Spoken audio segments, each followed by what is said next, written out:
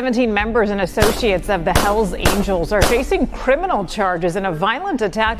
Federal agents allege the outlaws sold drugs, traded firearms, and engaged in insurance fraud and even tampered with government witnesses. We have learned there is cell phone video as well as surveillance video of evidence in this attack. The U.S. Attorney characterized today's raids as historic, the largest federal bust on organized criminal gang activity. Retaliation is common for crimes involving biker gangs. However, it could happen anywhere because of how interconnected gangs have become nationwide. The 3-year investigation resulted in 42 federal indictments on a variety of charges, including racketeering, money laundering, drugs, gambling, insurance fraud, and extortion. There's a bunch of bikers up here, and they're shooting guns and stuff. I need the police now. Play on foot going towards 2nd Street.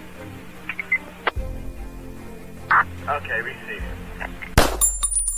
Then you see a pack of Hells Angels going by, people are going to want to look. Next thing you know, cars. Because they're just staring at us and not paying attention to stop traffic. If you wanted to break the law on an everyday norm, you should have joined a street gang. That's what they're known for. That's what they do. You're not allowed to steal cars on my block. We steal those cars. I mean, it was so bad by us in Vegas. I was in the pool swimming, and the guys came back. Hey, Pee-wee, the cops are here. They want to talk to you. I said, well, go talk to them. Find out what they want. And they came back. They go, they want to talk to you. Typically, if you leave the club, if you haven't been in for 10 years, you're automatically out back. Got put out in 2006. Back in 2007, wound up going into Cannon. 2011. Came out of there. I had 4.5 years to walk off with zero support from that club.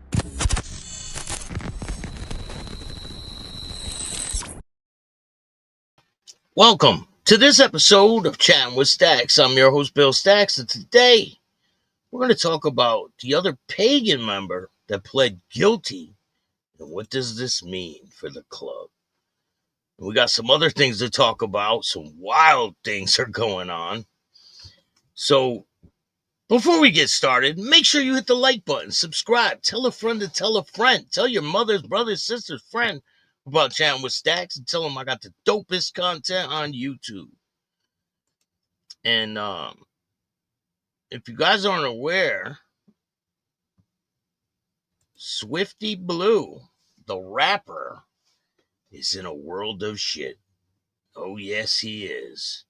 So 19 people were charged. Alleged Mexican mafia members with conspiracy to kill Swifty Blue. Oh, yeah. And he has cases pending out in California. So 19 people have been charged, and we're going to get into that. Lindsay, how are you? Thank you for joining me today. Make sure you check out the Patreon. We got exclusive content on Patreon. You cannot see it on YouTube. Make sure you guys check that out. So the rapper Swifty Blue, this guy, he's the one that always tells people they got to check in and all this shit. And then the cornballs do it, right? They check in with this loser. But he is in a world of shit. So he has pending gun charges right now, I believe.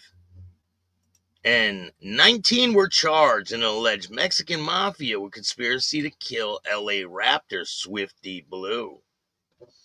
Manuel Snuffy Quintero, a reputed member of the Mexican mafia, put a hit on rapper who was later stabbed in jail, prosecutors say. Los Angeles County prosecutors on Wednesday charged 19 people with conspiring to murder a rapper who allegedly angered members of the Mexican Mafia, a prison-based syndicate of Latino gang members. According to a complaint filed in the LA County Superior Court, accused Mexican Mafia member Manuel Snuffy Quintero issued an order in 2022 to kill Nelson Albrego, who performs under the stage name Swifty Blue.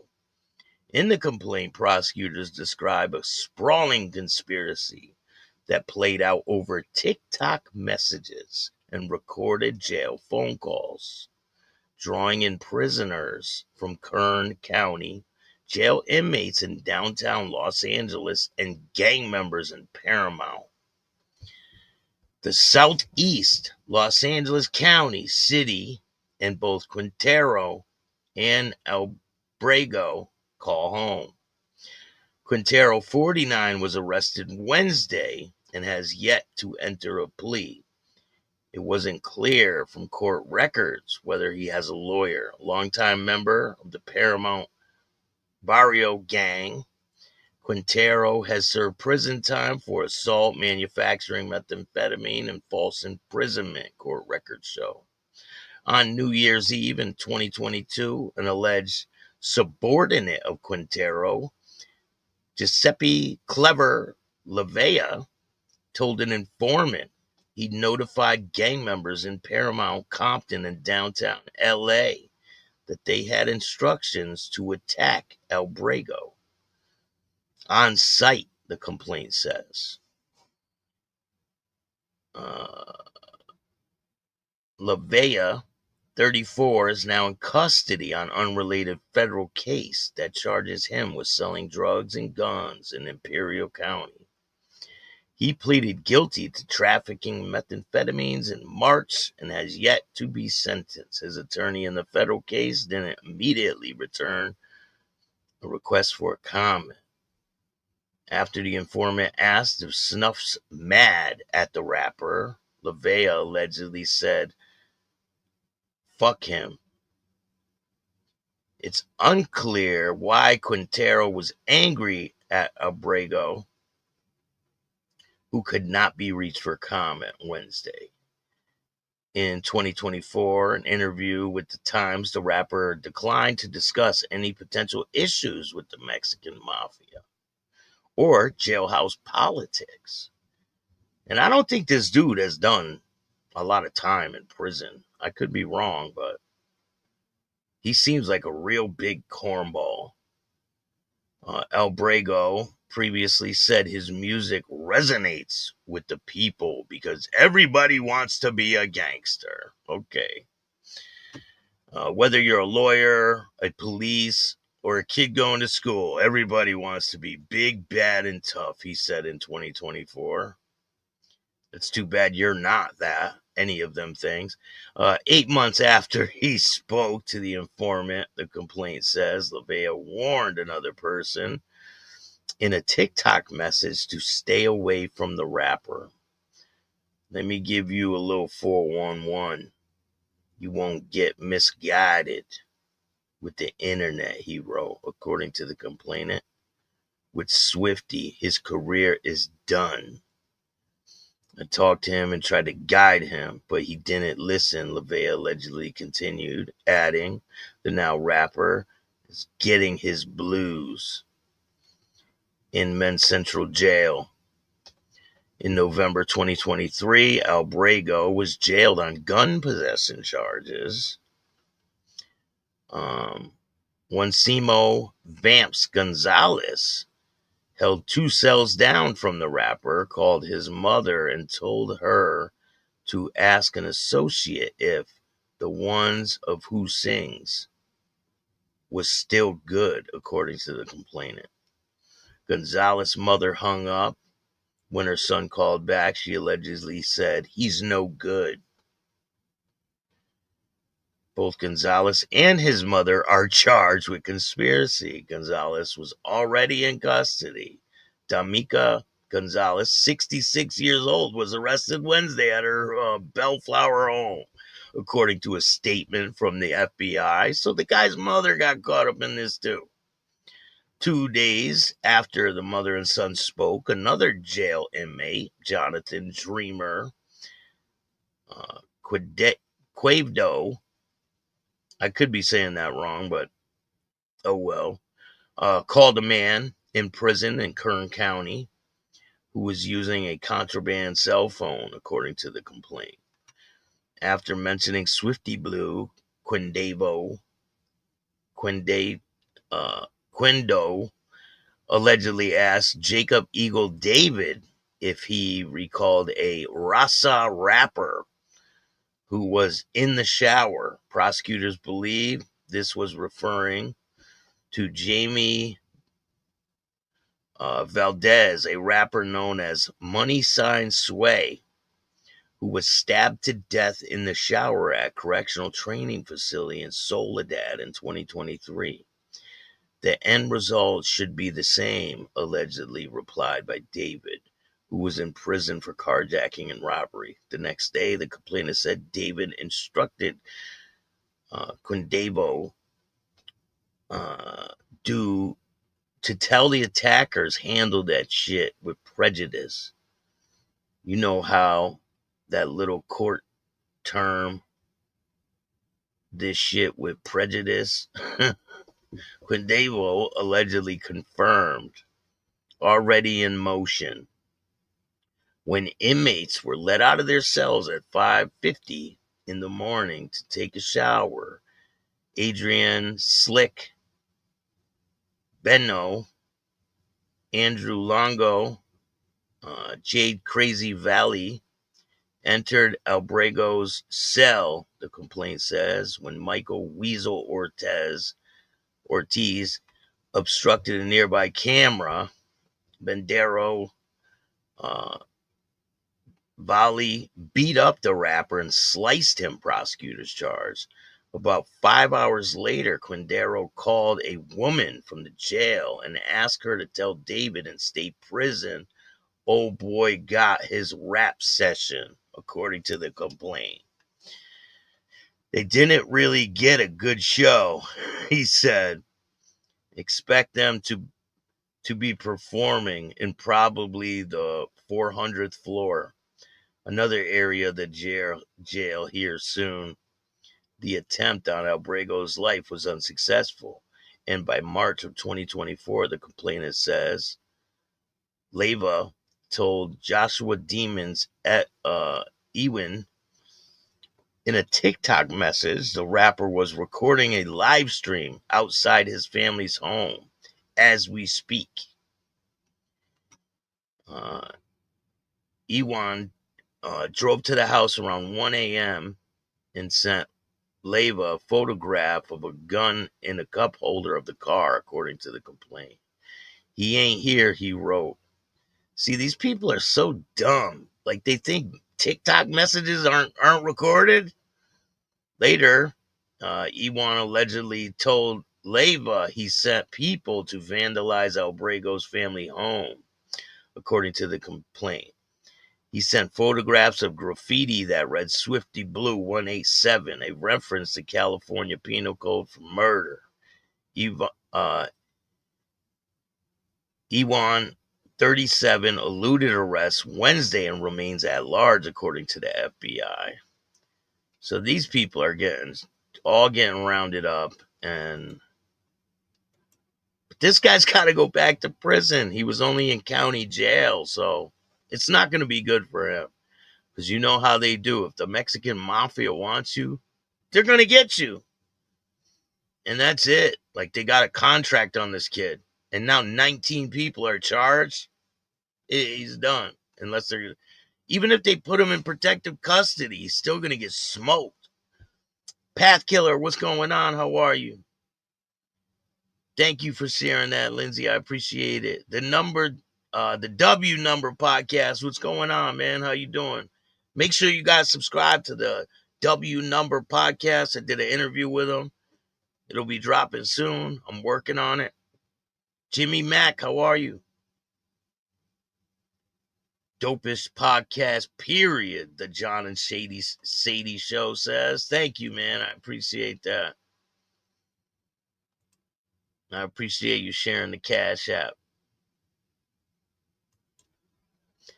I got a lot of competition out there.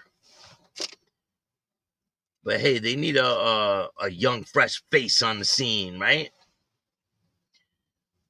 But anyway, let's get to the topic at hand. Today, we're talking about the Pagans Motorcycle Club.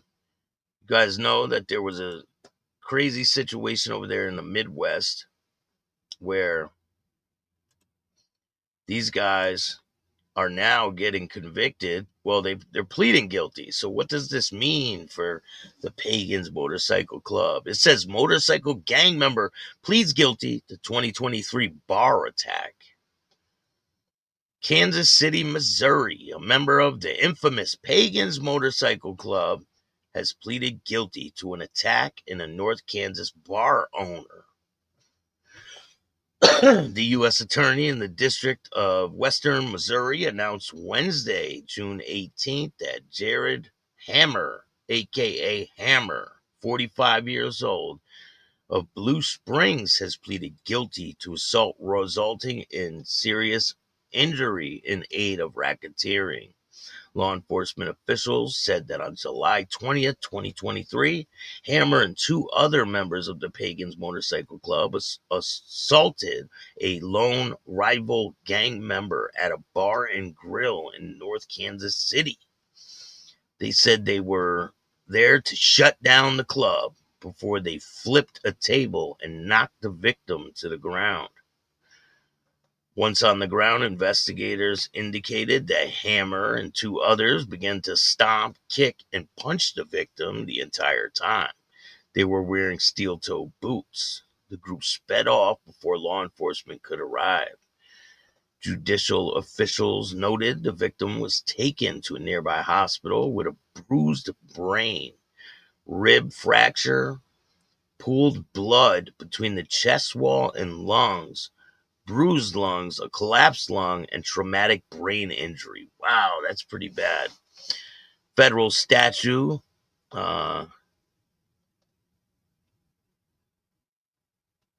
says that Hammer could be sentenced to a maximum of 20 years in prison without the chance of parole at a sentencing hearing will be held after the completed of a pre-sentence investigation by the U.S. Probation Office. Wow, he could be screwed. The plea follows various convictions of other members of the Pagans Motorcycle Club. The gang has been associated with a number of threats, attacks, and even a mass shooting. It says no further information about this case has been released. So this guy is looking at 20 years in prison. Now, here's another article when another pled guilty, because they've been pleading guilty. It's been going down the line. Like all the people involved, they're pleading guilty. Boom, boom, boom, boom. So here's another article when they pled guilty. It says Kansas City, Missouri, a motorcycle gang member could spend up to 20 years in prison after he admitted he earned patches for attacks carried out on rival clubs. Now, what does this mean for the Pagans Motorcycle Club? And what does it mean when they plead guilty to conspiracy in aid of racketeering? I don't think it's good for the club in general, because it kind of, they're admitting that the club is a criminal enterprise as a whole, which it's not. It's a motorcycle club. If certain members are out doing criminal activity, it's not the club in a whole's fault, but it reflects on the club. So these people are pleading guilty, and it's like a domino effect. The U.S. Attorney's Office in the Western District of Missouri announced Tuesday afternoon, May 20th, that Jeremiah Hahn, 42, a member of the Pagans Motorcycle Club, pleaded guilty to his involvement in an attempted armed assault against members of a rival motorcycle gangs. Court records indicate that Hahn, also known as Passow, pleaded guilty to assault with a dangerous weapon in aid of racketeering, attempting to commit assault with a dangerous weapon in aid of racketeering, and possession of a firearm by a felon. Law enforcement officials noted that Hahn admitted, so he told the police all this, that on May 30th, 2022, that he and other members of the Pagans and their support club attacked a lone rival motorcycle gang member at a business in Green Valley. In addition to his fists, they used an axe handle during the attack. Why would he admit this to the police? The plea also an admission on September 3rd, 2022. Hahn and other members traveled to Topeka, Kansas, where they carried out an attack against another rival motorcycle gang. The plan was to catch a stray or smash on sight any rival they saw. According to investigators, the Pagans were aware that the rival gang had an event in Topeka that day. After they made their way there, the rival was spotted in a hotel parking lot. As Hahn, who was armed with a gun this time, prepared to shoot the rival, a dispute broke out among the members of the group, and they returned to Kansas City. So they didn't kill anyone on that one. After both incidents, law enforcement officials said Hahn and the other members were awarded patches for their participation. However, on May 3rd, 2023, Hahn was stopped by Missouri Highway Patrol for speeding. He had been driving in a 2012 Harley Davidson at 98 miles per hour in a 65. State troopers indicated that Hahn spurred a chase, and he reached speeds of 102 before finally he was stopped. After his arrest, a firearm was found in his possession, as Hahn had a felony conviction out of Oklahoma, Kansas, and Missouri. He had been barred from possessing a firearm.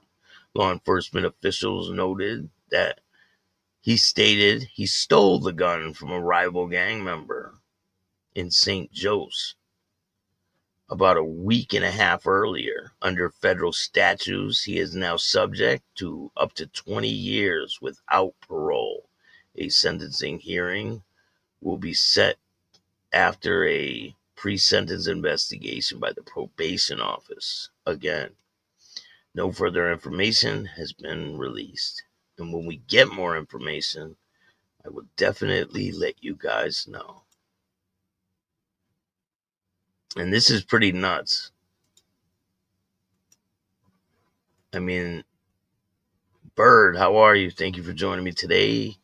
Roy, what's going on? Jimmy, I appreciate all you guys taking the time to watch this show. So tomorrow's show is going to be a good one. Tomorrow, we're going to be talking about the president of the Hells Angels. And how did he get 3 years supervised release for being a felon in possession of ammunition when all the rest of the guys went to prison? How's that possible? We're going to talk about it tomorrow. It's a pretty crazy situation.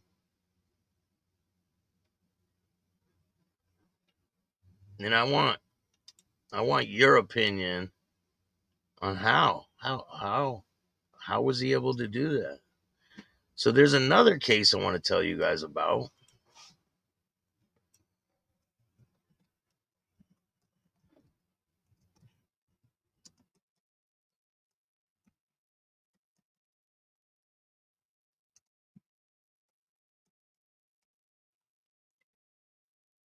This comes out of Connecticut.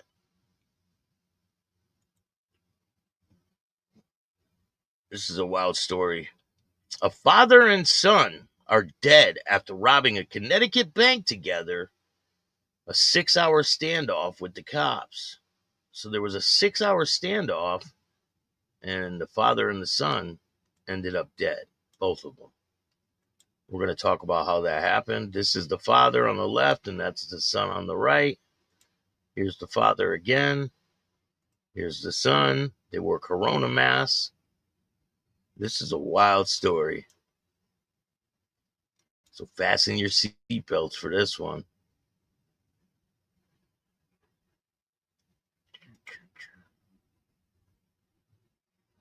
A father and a son have both died after robbing a Connecticut bank and then being found with gunshot wounds after a 6-hour standoff with police. Sean Fallon, 56, and his 27-year-old son, Zachary Fallon, wore medical masks as they threatened a teller at the Chelsea Groton Bank in Groton around 10:30 a.m. last Thursday, fleeing with an undisclosed amount of cash. Cops finally found the getaway car at a nearby Super 8 motel about 6 hours later, sparking a standoff as the father and son claimed they were armed with both firearms and explosives and refused to surrender, Groton police said. Gunshots were heard from inside the suspect's hotel room about 6 hours into the standoff. So this is about 12 hours after the bank robbery that this happened, and they heard 2 gunshots. Police said with drones, confirming that both suspects were incapacitated by apparent gunshot wounds. A bomb squad finally cleared and entered the room hours after the motel had been cleared of all its visitors. However, no explosives were found. The police said, without detailing what weapons the pair had. The father and son, both from Charleston, Rhode Island, were rushed to Lawrence Memorial Hospital, where Zachary Fallon was pronounced dead hours later. The father was hospitalized for several days, but later died from his injuries on Monday. So this happened on a Thursday, and he died from his injuries on Monday. The police told the Connecticut newspaper that official cause of death from both father and son will be determined from the medical examiner's office. This was an extremely dangerous and volatile situation, and I want to condemn the bravery and professionalism of law enforcement and personnel involved in bringing this to a close, said the police chief. This is a wild situation. Now, why would you bring your son into a situation like this? It makes no sense. Why would you bring your 27-year-old son that has his whole life ahead of him into a situation like this? I don't care how bad you think your life is. There is no reason to bring your kid into something like this and have him doing shit like this. And now his life is cut short forever for what? For a couple of dollars that they can't spend. Al, what's going on? How are you? Street gang is different from biker gang, but some biker gangs do exist, though. Definitely do. Build a rep, maybe. Hey, what's going on? How you doing? I appreciate all you guys taking the time to check out my show. We got a lot of content on the way. He brainwashed his son. Yeah, he must have. It's crazy. Like what? They didn't even spend the money. I mean, did they get to stop anywhere and spend the money? And big deal. You live for what? 6 hours? That's not a father. A father protects their son. 100%.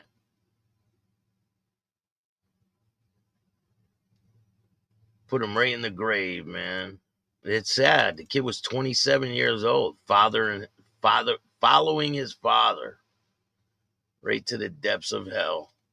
Like, why would you do that to your kid? I mean, if you're a piece of shit, it's one thing. Don't drag your kid down with you, you know? But people like this exist in the world, and it takes all kinds to make the world go round, right? It's just sad. I mean, the kid could have worked somewhere and made his own way in life. Think they're not going to identify you? Come on. You can tell who that is. Fucking guy has an identifying hat. They're wearing a damn medical mask. You can't tell who that is? You can tell who both of them are. I don't think they planned on getting away with it, to tell you the truth. Imagine a father-son business. Just saying, 100%. They could have started a construction company. They could have did anything. But instead, he fucking ruined his kid's life. Who cares about him? But he ruined his own kid's life for what? It's crazy. But I'm working on some new content for you guys. I'm going to be uploading some videos. I appreciate you. I'm going to be starting to play full-length videos starting tomorrow night. So you want to be on the lookout for that. And I'm dropping some new exclusive content. Shout out to Dean. If you guys remember Dean that I interviewed from Rhode Island, he did federal time. He got violated, went back, and I just interviewed him again, and that one's going to be dropping. I have the Picasso of Art Thieves coming up. And then I got the W Number podcast, Maddie. That's a good interview. So we got a lot of great content in the works, so stay tuned. And I'll be getting a new one with Popcorn. I got to get a new one with you, Popcorn. I appreciate all you taking the time to watch this show. If you like this show, hit the like button, subscribe, hit the notification bell so you can get my videos every time they drop. And if you don't like this show, you already know what to do. Start your own fucking podcast. I appreciate all you guys. And remember, don't be a bitch. And all new at 5, a major organized crime bust. 23 people under arrest now accused of stealing guns and cash. Today, police revealed 4 organized crime groups are wreaking havoc. From aggravated robbery to kidnapping, burglary, and more. Let's take a look at this. New pictures from court documents in this case. These are a few of the people who have been charged. And investigators say the money, tens of thousands of dollars, is all stolen.